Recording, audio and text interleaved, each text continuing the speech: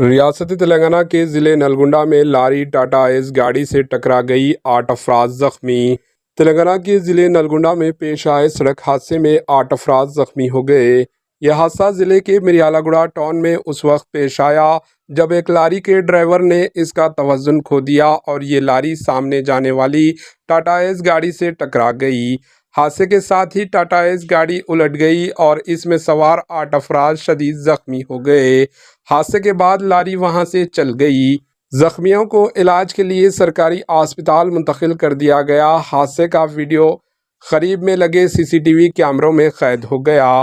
Police ने इस सिलसिले में एक मामला दर्ज कर लिया और सीसीटीवी फुटेज की बुनियाद पर लारी की शिनाख्त की कोशिश कर रही है। Bureau report, AHN news.